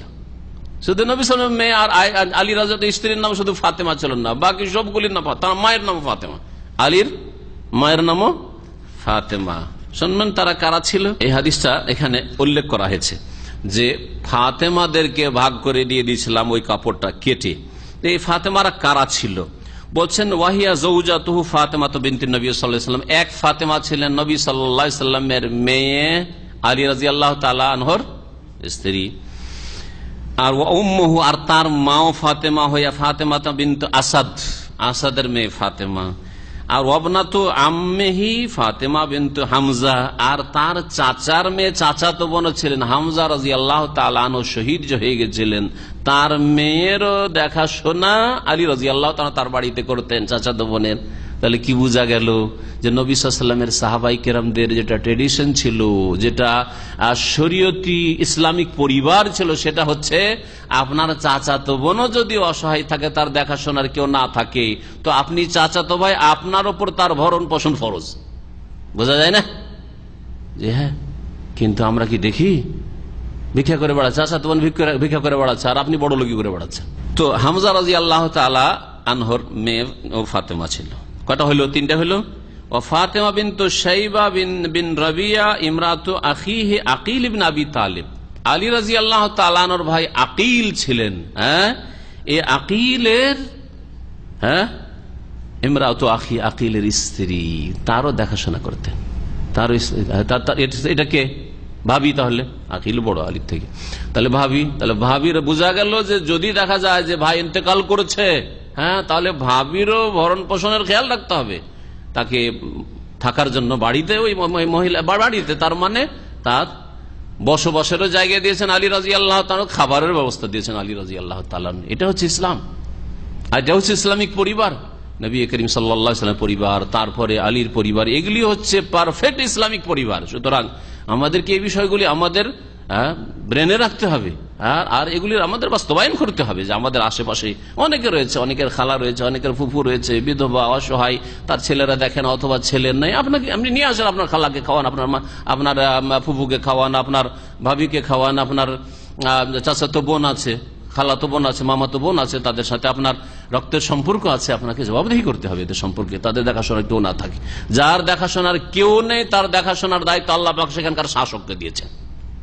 শুধু বিবাহ পড়ানোর ক্ষেত্রে ওলি না, ফাস সুলতান ওলি ও মাল্লা ওলি আল্লাহ, এই হাদিসের মানে এই না যে বিবাহ পড়ার সময় শুধু সরকারি হাজির হয়ে যাবে, আর কোর্টের বিবাহ পড়িয়ে দেবে না, দেখাশোনাও করতে হবে, ভাতা চালু করতে হবে এসব অসহায় মহিলাদের জন্য। এই জন্য মুসলিম সমাজে, আমি একটা আলোচনা বলেছি, মুসলিম সমাজে এমন কোন আল্লাহর বান্দি নেই যে তাকে ইনকাম করে খেতে হবে, তার ভরণ পোষণ কারো না কারো, কোনো না কোনো পুরুষের উপর ফরজ আল্লাহ করেছেন, অবশ্যই কারো উপর ফরজ রয়েছে। এদেরকে কজন হলেন তাহলে? তারা পাঁচজন না। ওয়ান আবি মুসা আল-আশআরী রাদিয়াল্লাহু আনহু আন্না রাসূলুল্লাহ সাল্লাল্লাহু আলাইহি ওয়াসাল্লাম قال أحل الذهب والحرير لإناث أمتي وحرم على ذكورها রাওয়াহু আহমদ ওয়া নাসাঈ ওয়া তিরমিজি ওয়া সাহাহাহু। আবু মুসা আল-আশআরী রাদিয়াল্লাহু তাআলা আনহু থেকে বর্ণিত, তিনি বলেছেন রাসূলুল্লাহ সাল্লাল্লাহু আলাইহি ওয়াসাল্লাম বলেছেন, ওহিল্লা যাহাব ওয়াল হারির, স্বর্ণ এবং রেশমকে হালাল করা হয়েছে, লিইনাসি উম্মতি, আমার উম্মতের নারীদের জন্য, মহিলাদের জন্য, ওয়া হুররিমা আলা যুকুরিহা, আর পুরুষদের জন্য, আমার উম্মতের পুরুষদের জন্য তা হারাম করা হয়েছে, স্বর্ণ হারাম করা হয়েছে আর রেশম হারাম করা হয়েছে। মুসনাদ আহমদে রয়েছে, নাসাঈতে, তিরমিজিতে, যেমন তিরমিজি হাদিসটিকে সহিহ বলেছেন, তবে হাদিসটি সম্পর্কে ভাষ্যকার বলছেন আজ এই হাদিসটি হচ্ছে হাসান। এই হাদিস থেকে যে মাসাইলগুলি বেরিয়ে আসে সেগুলি সবগুলি প্রায় আমাদের আলোচনায় চলে এসছে, সুতরাং আর বেশি সময় এতে আমরা লাগাচ্ছি না, যাতে করে বাকি হাদিসগুলি আমরা শেষ করতে পারি। ইমরান বিন হোসেন রাদিয়াল্লাহু তাআলা আনহু থেকে বর্ণিত, তিনি বলছেন আন্না নবী সাল্লাল্লাহু আলাইহি ওয়াসাল্লাম قال ان الله يحب اذا انعم على عبده نعمه ان يرى اثر نعمته عليه رواه البيهقي। ইমরান বিন হোসেন রাদিয়াল্লাহু তাআলা আনহু থেকে বর্ণিত, তিনি বলছেন যে নবী করিম সাল্লাল্লাহু আলাইহি ওয়াসাল্লাম বলেন ইন্নাল্লাহ ইউহিব, আল্লাহ পাক ভালোবাসেন, পছন্দ করেন। কি পছন্দ করেন? ইযা আনআমা আলা আবদিহি নি'মাতান, কোন বান্দাকে যদি তিনি নিয়ামত দান করেন, কোন বান্দাকে যদি তিনি কোন অনুগ্রহ নিয়ামত দান করেন, ধন সম্পদ দিয়েছেন, ভালো পোশাক আপনি ব্যবহার করতে পারবেন, আল্লাহ তৌফিক দিয়েছেন, আপনাকে ভালো খাবারের ব্যবস্থা আল্লাহ পাক দিয়েছেন, ভালো আপনাকে গাড়ি বাড়ির আল্লাহ পয়সা দিয়েছেন, গাড়ি বাড়ি রাখতে পারবেন, যদি কোনো নিয়ামত আল্লাহ দিয়ে থাকেন, আইয়ারা আসারা নেমাতি আলিহি, আল্লাহ পাক ভালোবাসেন যে এই নিয়ামতের লক্ষণ যেন তার জীবনে প্রতিফলিত হয়, দেখা যায় ফুটে উঠে যে নিয়ামত প্রকাশ করছে। অহংকার উদ্দেশ্য নাই, নিয়তের ওপর কিন্তু আপনার মহাসাবা হবে। আপনার অন্তরে যদি আপনি আলহামদুলিল্লাহ আপনি 50,000 রিয়াল দিয়ে গাড়ি কিনতে পারবেন, তো গাড়ি নতুন কিনেন আপনি, কিন্তু কথা হচ্ছে যে গাড়ি কেনার মাধ্যমে যদি আপনার কম্পিটিশনের প্রতিযোগিতা উদ্দেশ্য থাকে, আর গৌরব করা অহংকার করা উদ্দেশ্য থাকে, আর নতুন গাড়িতে বসার পরে আপনি ফুলে ফেটে ফাপড়ে আপনি বেলুনের মতো হয়ে যাচ্ছেন, তাহলে হারাম, তাহলে হারাম, ঠিক না? কিন্তু যদি অহংকার নয়, আলহামদুলিল্লাহ আল্লাহ পাক নিয়ামত দান করেছেন, তো পুরাতন গাড়ি কিনে প্রতিদিন সপ্তাহে খারাপ হইতে থাকবে, আর গিয়ে ওই মেকানিকের দ্বারস্থ হইতে হবে, হ্যাঁ, আর এতে সময়ও নষ্ট হবে, আমি করলাম না এরকম, তাহলে কোনো অসুবিধা নেই। ইন্নামাল আমালু বিন্নিয়াত, মানুষের কাজকর্ম নির্ভরশীল নিয়তের উপর। হাদিস বাইহাকিতে রয়েছে, হাদিসের সনদ হচ্ছে হাসান। ইস্তেহবাব ও ইজহারে নেমাতিল্লাহ আলা আব্দ, বান্দার ওপর আল্লাহ পাকের নিয়ামত প্রকাশ হওয়া বা প্রকাশ করা বান্দার হচ্ছে মুস্তাহাব, ভালো। আল্লাহ যদি দেন তাহলে আপনি তা প্রকাশ করবেন। আল্লাহ পাক ভালো খাবার সুযোগ দিয়েছেন, আর গোটা সপ্তাহ চলে যায় ছেলে মেয়েকে একটু মাছ গোস্ত খাওয়াচ্ছেন, এতে কৃপণতা, কৃপণতা।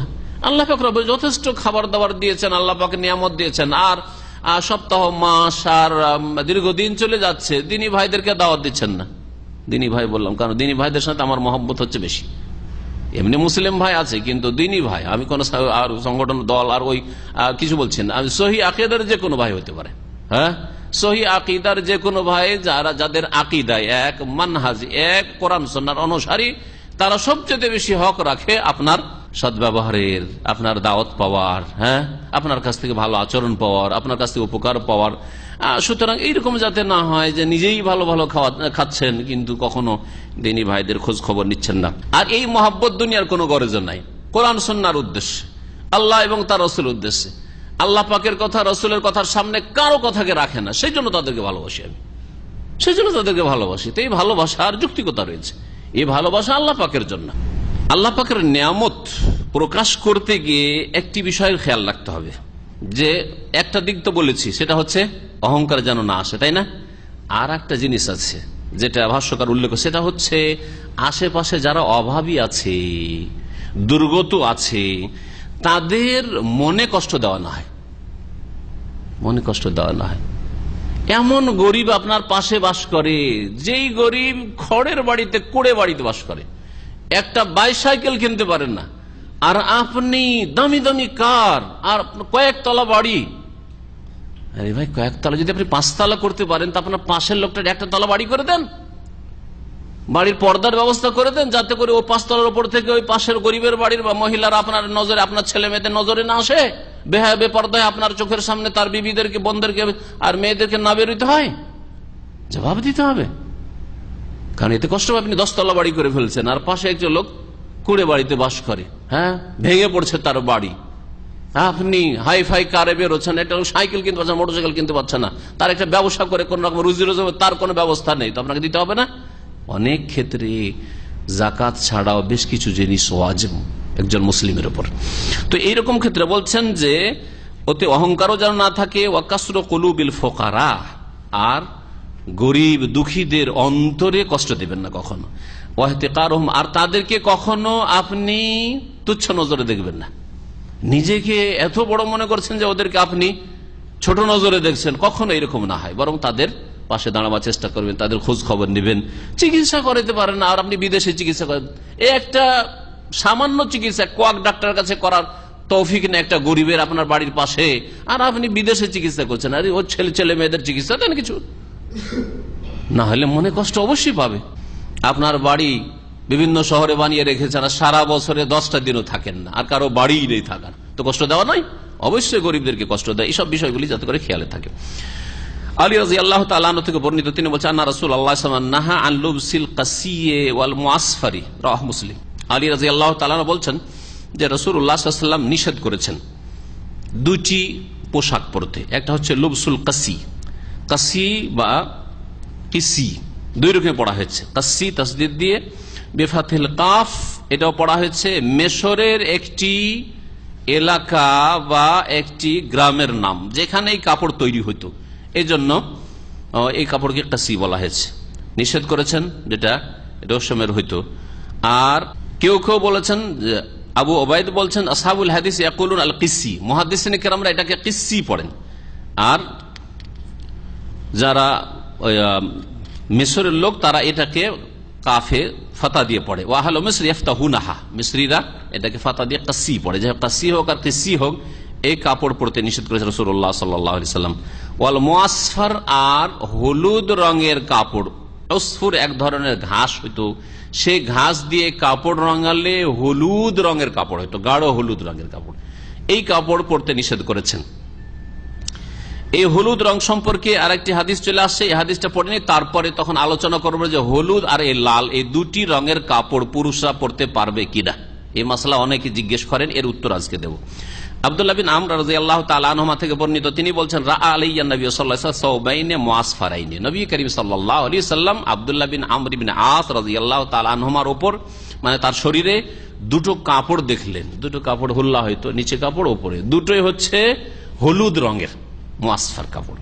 ফাকালা, বললেন রাসূলুল্লাহ রাগান্বিত হয়ে, উম্মুকা আমারাতকা বিহাযিহি, তোমার মা তোমাকে নির্দেশ দিয়েছে? তোমার মায়ের হুকুম এই কাপড় পরছো নাকি? মায়ের হুকুম মানবে না শরীয়তের হুকুম মানবে? এটা বলা উদ্দেশ্য, তোমার মা বলেছে এটা করতে। অসন্তুষ্টি প্রকাশ করে রাসূলুল্লাহ সাল্লাল্লাহু আলাইহি ওয়াসাল্লাম বলেছেন। রাওয়াহু মুসলিম, হাদিস সহিহ মুসলিমের আগেরটিও সহিহ মুসলিমের। তাহলে বোঝা গেল এই দুটি হাদিস থেকে যে হলুদ কাপড় পুরুষদের জন্য ব্যবহার করা, পরিধান করা ঠিক নাই, তাই না? জায়েজ নাই। এই বিষয়ে দ্বিমত রয়েছে, কিন্তু হাদিস যেহেতু আমাদের সামনে স্পষ্ট, সুতরাং হলুদ কাপড় পরা পুরুষের জন্য ঠিক না। এই কাপড় সাধারণত হলুদ রঙের কাপড় মহিলারাই পরে থাকে, যার ফলে মহিলাদের সাথে সাদৃশ্যতা যেন না চলে আসে, সেই জন্য হলুদ কাপড় পরবেন না, পুরুষরা পরা জায়েজ নাই। আর লাল কাপড়ের বিষয়টি, লাল যদি পুরোটাই লাল হয়, সামান্য কোন রকমের সংমিশ্রণ নেই, যেমন এটা লাল কিন্তু লালের সাথে সাদা, এটাকে লাল কাপড় বলা যাবে না, লাল সাদা, তাই না? তো এইরকম জায়েজ, এতে কোনো দ্বিমত নেই। যেমন হাসান হোসেন রাদিয়াল্লাহু তাআলা আনহু, ছোট বাচ্চা, লাল কাপড় পরে নবী করিম সাল্লাল্লাহু আলাইহি ওয়াসাল্লাম মসজিদে আছেন, আর একবার করে উঠছে পড়ছে, উঠছে পড়ছে, এই করতে করতে হাঁটতে কোন রকম শিখেছে, এসে নবী সাল্লাল্লাহু আলাইহি ওয়াসাল্লাম নানার কাছে এসে হাজির। তাহলে ওখানে লাল কাপড়ের বৈধতা প্রমাণিত হয়। আবার অন্য হাদিসে লাল কাপড় পরতে নিষেধ করা হয়েছে। তো দুই রকমের হাদিসের সমন্বয়, নবী সাল্লাল্লাহু আলাইহি ওয়াসাল্লাম লাল কাপড় পরেছেন এইরকম হাদিস রয়েছে, তার মানে তিনি খালিস, একেবারে লাল কাপড়, পুরোটাই লাল কাপড় পরেন নাই। দুটো সমন্বয় হচ্ছে যে যদি গোটা কাপড়টাই লাল থাকে তাহলে পুরুষরা ব্যবহার করবে না, সেটা মহিলাদের কাপড়, মহিলাদের রং। এইরকম পুরোটাই যদি হলুদ থাকে তাহলে মহিলারা ব্যবহার করে, পুরুষরা এরকম কাপড় ব্যবহার করবে না। তবে যদি হলুদের সাথে অথবা লালের সাথে অন্য রঙের সংমিশ্রণ থাকে, তানার বানা বলা, একটা খাড়া আর একটা আড়াআড়ি, তো দুটোর একটা অন্য রকম থাকে, মাঝে মাঝে অন্য রং আছে, তাহলে জায়েজ আছে, এই বিষয়ে কোনো দ্বিমত নেই। তারপরেও লাল হলুদ জায়েজ কেন, এই বিষয় নিয়ে ইখতিলাফ রয়েছে। ইখতিলাফ থাকলেও আমরা সহিহ হাদিসের দিকে ফিরে আসলে এই ক্ষেত্রে পুরুষদের জন্য সতর্কতা হচ্ছে যে তারা লাল বা হলুদ কাপড় ব্যবহার করবে না। ওয়ান আসমা বিনত আবি বকর রাদিয়াল্লাহু আনহুমা আন্নাহা আখরাজাত জুব্বাত রাসূলিল্লাহ সাল্লাল্লাহু আলাইহি ওয়াসাল্লাম মাকফুফাতাল জাইব ওয়াল কুম্মাইন ওয়াল ফারজাইন বিদ্দিবাজ। আসমা বিনত আবু বকর রাদিয়াল্লাহু তাআলা আনহা থেকে বর্ণিত, নবী করিম সাল্লাল্লাহু আলাইহি ওয়াসাল্লামের শ্বশুর আবু বকরের মেয়ে আসমা নামে নবী করিম সাল্লাল্লাহু আলাইহি ওয়াসাল্লামের শালী। এই আসমা রাদিয়াল্লাহু তাআলা আনহার কাছে নবী করিম সাল্লাল্লাহু আলাইহি ওয়াসাল্লামের একটি জুব্বা রাখা ছিল। ওটা কেমন ছিল এতে উল্লেখ করা হয়েছে। আন্নাহা আখরাজাত, বের করলেন আসমা রাসূলুল্লাহ সাল্লাল্লাহু আলাইহি ওয়াসাল্লামের জুব্বা, যেটা তিনি জীবদ্দশায় ব্যবহার করতেন নবী সাল্লাল্লাহু আলাইহি ওয়াসাল্লামের তিরোধানের পরে। জুব্বাটি কেমন ছিল? মাকফুফাতাল জাইব, জাইব বলা হয় এই গলার যে ফাটলটা রয়েছে, গলাটা ঢোকাবার জন্য যে ফাটলটা আছে, হ্যাঁ, বুকের ওপর থেকে নিয়ে যতটা, এখানে একটু খোলা থাকলেই, মোটামুটি গলাটা খোলা থাকলে মাথাটা ঢোকানো যায়। তো মাথা ঢোকানোর জন্য যে ফাটলটা থাকে এটাকে যে বলা হয় ওয়াল কুম্মাইন, এবং আস্তিন। এই যেটা এই আস্তিন যে ছিল এটাও কি ছিল, হ্যাঁ, এতেও কি করা ছিল, মাকফুফ বলা হয়, মানে মোড়ানো। দেখবেন কিছু কাপড় আছে এখানকার বিশগুলো দেখবেন যে সাইডগুলো সুতা দিয়ে কি করা আছে, মোড়ানো আছে বা সেলাই করা আছে, তো সুতা দিয়ে মোড়ানো। তো মোড়ানো ছিল গলার ফাটলটা আর আস্তিনটা, 2 আস্তিন, এবং ওয়াল ফারজাইন, আর 2টো ফাটল। এই ফারজাইন বলতে বোঝানো হয়েছে বুকের ওপর থেকে শুরু করে নিচে পর্যন্ত। জুব্বা কিছু কিছু লেবাস এরকম ছিল আমাদের দেশের শেরওয়ানির মতো। শেরওয়ানি দেখছেন, শেরওয়ানি খোলা থাকে, পুরো লম্বা কাপড় কিন্তু পুরোটা খোলা আছে, জুব্বাতে খোলা থাকে না আমাদের এইখানকার যেগুলো এইখান পর্যন্ত। কিন্তু নবী করিম সাল্লাল্লাহু আলাইহি ওয়াসাল্লামের যেটা জুব্বা, যেটাকে জুব্বা বলা হয়েছে, সেটা কি ছিল, ফাটল। এই ফাটল কখনো কখনো থাকে এই পর্যন্ত এসে আবার বন্ধ করে দেয়, আবার পুরোটাই খোলা থাকতে পারে, দুটোই। তো পুরোটাই কি ছিল, মোড়ানো ছিল। এগুলো রেশমের সুতা দিয়ে মোড়ানো ছিল। তাহলে রেশমের সুতা ব্যবহার করে, কিনারা কিনারা রেশমের সুতা ব্যবহার করে মোড়ানো, হ্যাঁ, বা সেলাই করা জায়েজ রয়েছে। আবু দাউদের হাদিস, আর এই হাদিসের মূল বিষয়টি সহিহ মুসলিমে রয়েছে। ওয়াজাদা কানাত ইনদা আয়েশা হাত্তা কবিজাত ফাকাবাজতুহা। বলছেন এই জুব্বাটি রাসূলুল্লাহ সাল্লাল্লাহু আলাইহি সাল্লামের আয়েশা রাদিয়াল্লাহু তাআলা আনহার কাছে ছিল।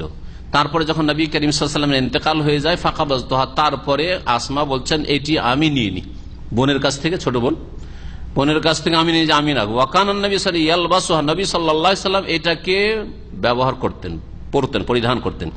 ফানাহানু নাগসিলুহা, নবী সাল্লাল্লাহু আলাইহি ওয়াসাল্লাম ইন্তেকালের পরে এই জুব্বাটি থেকে সাহাবায়ে কেরামরা, সাহাবিয়াতরা তাবাররুক নিতেন, বরকত নিতেন। আর এইটা নবী করিম সাল্লাল্লাহু আলাইহি সাল্লামের সাথে খাস, অন্য কারো কিছু থেকে তাবাররুক হাসিল করা জায়েজ নাই, একমাত্র খাস রাসূলুল্লাহ সাল্লাল্লাহু আলাইহি ওয়াসাল্লামের সাথে। এটা হচ্ছে আহলে সুন্নাত ওয়াল জামাতের সহিহ আকীদা। বাকি বিদআতপন্থীদের লক্ষণ হচ্ছে যে তাদের বুজুর্গানের দিন যত আছে সব বুজুর্গের তারা তাবাররুক হাসিল করে। এই তাবাররুক হচ্ছে শিরকি অথবা বিদাতি তাবাররুক। বিভিন্ন শিরকি আর বিদাতি তাবাররুক রয়েছে তাদের। কেউ শিরক পর্যন্ত পৌঁছে আর কেউ বিদাত পর্যন্ত পৌঁছে। আর বাকি নবী করিম সাল্লাল্লাহু আলাইহি সাল্লামের এইসব পরিত্যক্ত জিনিস যেগুলি তিনি ব্যবহার করেছেন, অথবা নবী সাল্লাল্লাহু আলাইহি ওয়াসাল্লাম উজুর পানি, নবী করিম সাল্লাল্লাহু আলাইহি সাল্লামের থুথু ইত্যাদি, এসব থেকে বরকত হাসিল করা সহিহ হাদিস দ্বারা প্রমাণিত। আর সেটা একমাত্র রাসূলুল্লাহ সাল্লাল্লাহু আলাইহি সাল্লামের বৈশিষ্ট্য, তার সাথে খাস রাখতে হবে। এর মাধ্যমে রাসূলের মর্যাদা আমরা দিয়ে থাকি। বিদআতপন্থীরা যারা আশিকে রাসূলের দাবিদার, মহব্বত রাসূলের দাবি করে, তারা তো তাদের বুজুর্গদের তাবাররুক বেশি হাসিল করে রাসূলের চাইতে, তাই না? তো কে বেশি শ্রদ্ধা করে রাসূলের, কে বেশি ইহতিরাম করে, কে বেশি ভালোবাসে রাসূলুল্লাহ সাল্লাল্লাহু আলাইহি ওয়াসাল্লামকে?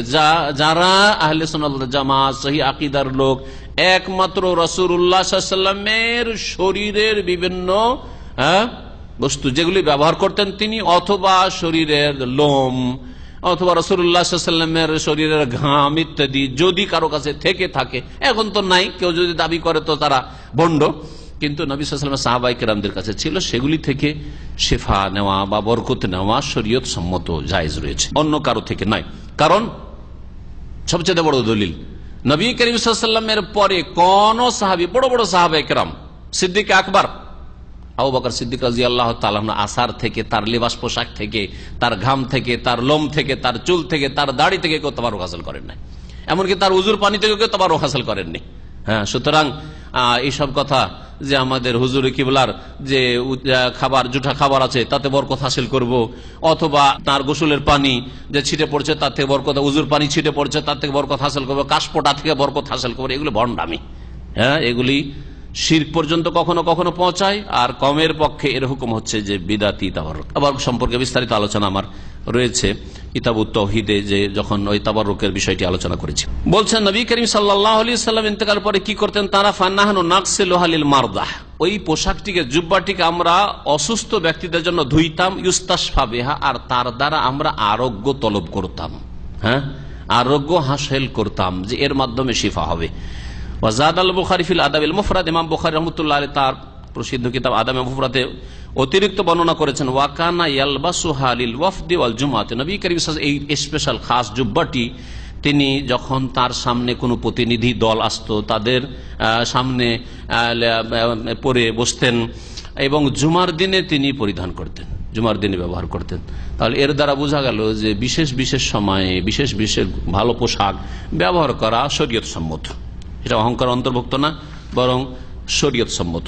হাদিস এখানে শেষ হয়েছে। অল্প কিছুক্ষণ দু একটি কথা আলোচনা করি। বলছেন ভাষ্যকার যে ওয়ায়াদুল্লু আলা জাওয়াজি তাবারুক বে আসারি নবী সাল্লাল্লাহু আলাইহি হাত্তা বাদা ওয়াফাতি, নবী করিম সাল্লাল্লাহু আলাইহি সাল্লাম আসার থেকে মানে পরিত্যক্ত বস্তুগুলি থেকে বরকত হাসিল করা নবী সাল্লাল্লাহু আলাইহি সাল্লামের ইন্তেকালের পরেও শরীয়ত সম্মত, জায়েজ।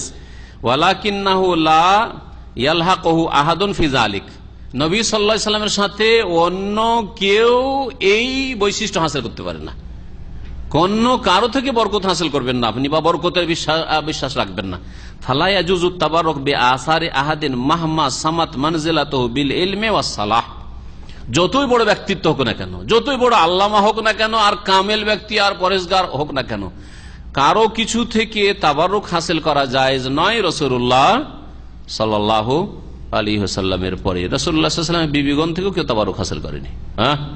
রাসূলুল্লাহ সাল্লাল্লাহু আলাইহি ওয়াসাল্লামের মেয়েদের থেকেও কেউ তাবারুক হাসিল করে, রাসূলুল্লাহ সাল্লাল্লাহু আলাইহি ওয়াসাল্লামের যে খোলাফায়ে রাশিদ তাদের থেকেও কেউ তাবারুক হাসিল করে। সুতরাং এটা একমাত্র রাসূলুল্লাহ সাল্লাল্লাহু আলাইহি ওয়াসাল্লামের সাথে বিষয়টিকে খাস রাখতে হবে, আর না হলে এখান থেকে শিরক বিদআতের রাস্তা খুলবে, যেমন তারা খুলেছে। এখানে আমাদের আলোচনা শেষ হলো পোশাক সম্পর্কে। আল্লাহ পাক রব্বুল আলামিন যেন আমাদেরকে শরীয়তের যে পোশাকের দাওয়াবিত রয়েছে, নীতিমালা রয়েছে, সেগুলিকে সামনে রেখে ইসলামিক পোশাক পরিধানের তৌফিক দান করেন। আর বিজাতীয় পোশাক, কাফেরদের পোশাক, আর যেসব পোশাকগুলি একজন মুসলিম আল্লাহ ভীরুর জন্য শোভা পায় না, সেসব পোশাক থেকে আল্লাহ পাক আমাদেরকে বেঁচে থাকার তৌফিক দান করেন। রাসূলুল্লাহ সাল্লাল্লাহু আলাইহি সাল্লামের আদর্শ মোতাবেক আমাদের জীবনযাপনে তৌফিক দান করেন। আল্লাহ পাক রব্বুল আলামিনের কাছে আমরা দোয়া করি, আল্লাহ পাক আমাদের ভুল ভ্রান্তি সব যেন ক্ষমা করেন। আল্লাহ পাক রব্বুল আলামিন আমাদের বালা মুসিবত দূর করেন। আল্লাহ পাক রব্বুল আলামিনের কাছে দোয়া করি, আল্লাহ পাক যেন আমাদের জান্নাতুল ফিরদাউস দান করেন। সুবহান রাব্বিকা রাব্বিল ইজ্জাতি আম্মা ইয়াসিফুন ওয়া সালামুন আলাল মুরসালিন আলহামদুলিল্লাহি রাব্বিল আলামিন। কথা হচ্ছে যে এমন যাতে করে পোশাক না হয়, হেজাবের পোশাকটি যাতে পুরুষদের সাদৃশ্যতা আসে, এমন দেশে এমন রঙের পোশাক, বিশেষ করে সাদা পোশাক, এই বিষয়টি উল্লেখ করিনি কারণ ওই হাদিসটি আসেনি। নবী করিম সাল্লাল্লাহু আলাইহি ওয়াসাল্লাম পুরুষদেরকে উৎসাহিত করেছেন সাদা পোশাক পরার জন্য, এই জন্য সাদা পোশাক পুরুষদের পরা মুস্তাহাব সব সময়। কিন্তু ইলবাসু মিন সিয়াবিকুমুল বিয়াদ ওয়া কাফিনু ফিহা মাউতাকুম, তোমরা হে পুরুষরা তোমরা সাদা পোশাক পরো আর তোমাদের মৃতদেরকে সাদা কাপড়ে তোমরা কাফন দিও। তাহলে এই সাদা কাপড়টি পুরুষদের জন্য। মহিলারা যদি সাদা কাপড় ব্যবহার করে, এই ধরনের এই সেমাক, গুত্রা, এই যে গুত্রাগুলি আছে, সেমাকগুলি আছে, সাদা রঙের মহিলা, অনেক মহিলারা আছে সাদা পরে আসে, তাহলে এটা পুরুষদের সাদৃশ্যতা হয়ে যাচ্ছে। তো এইটা হেজাব জায়েজ নাই। এইরকমই এটা পরে এটা যদি কেউ যদি হেজাব করে তাহলে জায়েজ নাই। কিন্তু এমন কোন রং, কালো রং হইতে হবে এমন কোন শরীয়তে বাধ্যবাধকতা নাই। কিন্তু কালোটা এই জন্যই পছন্দ করা হয়েছে যে কালোতে সবচেয়ে কম আকর্ষণ, যাতে কোনো আকর্ষণ হয়তো নেই। সবচেয়ে অন্য যে কোনো রং দেন, সবুজ দেন আর হলুদি দেন আর লাল দেন, যে কোনো রং দেন আকর্ষণ আছে, তাই না? কিন্তু কালোতে তেমন আকর্ষণ নেই, এই জন্য কালোটাকে পছন্দ করা হয়েছে। কিন্তু এমন যদি রং হয় যে কালো হয়তো পাওয়া যাচ্ছে না বা ওইরকম সুযোগ সুবিধা হচ্ছে না, এমন রং, কাছাকাছি রং, যেই রঙগুলিতে তেমন আকর্ষণ নেই, ওই রঙের কাপড় দিয়ে, আর সেটা পুরুষদেরও পোশাক নাই, পুরুষরা ওইভাবে সেটা মাথায় ব্যবহার করে না, তাহলে তা দিয়ে হেজাব করা যেতে পারে, কোনো অসুবিধা নেই, তা দিয়ে হেজাব করা যেতে পারে। এক কথায় কালো শর্ত নাই, কিন্তু আকর্ষণ মুক্ত হওয়া শর্ত। আকর্ষণ যেন তেমন না থাকে কাপড়ে, আকর্ষণ রয়েছে। লাল রং যদি থাকে মেঝেতে, কখনো নামাজ পড়বেন ওইদিকে নজর যাবে, তাহলে নামাজের খুশু নষ্ট হবে। যেই রঙগুলিতে আকর্ষণ কম সেই রঙগুলি ব্যবহার করে দেয়ালে অথবা মেঝেতে। এইগুলি পোশাক নয়, ওই পোশাকের হাদিস দিয়ে হারামের অন্তর্ভুক্ত নেওয়া যাবে না। কিন্তু কথা হচ্ছে যে এই দিক থেকে যে ওখানে যদি নামাজ পড়তে হয়, ওখানে ইবাদতবন্দি করতে হয়, তাহলে আপনার নজরটা ওইদিকে যাবে, ধ্যানটা বা খেয়ালটা ওইদিকে যাবে, এগুলো থেকে বেঁচে থাকতে হবে। বাকি কথা হলো যে পোশাকের ওপর আপনার মেঝে বা দেয়ালকে কিয়াস করা যাবে না। আলহামদুলিল্লাহ, শেখ একমত।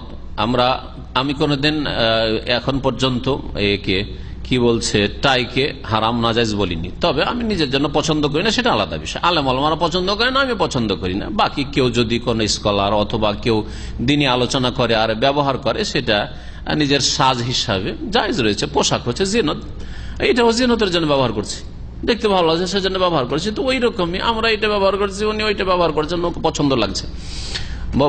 শেখ পাকিস্তান অনেকবারই সফর করেছেন, এই জন্য ওনাকে বলছিলেন যে পাকিস্তানে এক বক্তা আছে, অমুসলিম ছিলেন, খ্রিস্টান ছিলেন, আবদুল্লাহ নাম, নতুন নাম তার, নিউ মুসলিম। আর উনি বক্তব্য করতে গিয়ে খুব শক্ত ভাষায় তিনি বলেছেন যে এটা, আর তিনি প্রমাণ করার চেষ্টা করেছেন এটা খ্রিস্টানদের ধর্মীয় পোশাক, সুতরাং জায়েজ নয় তার কাছে। কিন্তু তার সাথে আমরা আগে থেকে একমত ছিলাম না, আমাদের দায়ীদের সাথে বেশ কয়েকজনের সাথে এই বিষয় নিয়ে বিভিন্নবার আলোচনা হয়েছে। যা হোক, তবে প্রয়োজন না থাকলে না ব্যবহার করে ভালো মনে করি, কিন্তু কেউ যদি ব্যবহার করে তা আপত্তিও করি না। কেউ যদি ব্যবহার করে তো সেটাকে আপত্তি মনে করি। আসল বিষয় যে হারাম থেকে বেঁচে থাকতে, টাকনার নিচে যেন কাপড় না যায়। এখন টাইয়ের সাথে যদি আপনি টাকনার নিচে কাপড় নিয়ে যান, এদিকের ফ্যাশনের চাইতে ওইদিকে ফ্যাশন, তাহলে ওইটা হারাম ফ্যাশন, এটা জায়েজ, এটা জায়েজ, কিন্তু এটা হারাম। তো যেন ইসবাল না হয়, টাকনার নিচে কাপড় না যায়, এগুলো খেয়াল রাখতে। ঘর থেকে যদি কেউ মসজিদে জামাতে নামাজ পড়ার জন্য যায়, তাহলে সে যেন হজের উদ্দেশ্যে বেরোলো, এরকম হাদিস আমি জানি না। আর ভাষায় বলছে যে জাল, কথা জাল, তাই না? ভাষায় বলছে জাল, কি আল্লাহু আলাম। আল্লাহ পাক রব্বুল আলামিন যেন আমাদের সকলকে সংশোধন করার তৌফিক দান করেন, ইসলার তৌফিক দান করেন। আজকে এখানে শেষ করা যাক, সময় বেশি হয়ে গেছে। সুবহানাকাল্লাহুম্মা ওয়া বিহামদিকা আশহাদু আল্লা ইলাহা ইল্লা আনতা আস্তাগফিরুকা।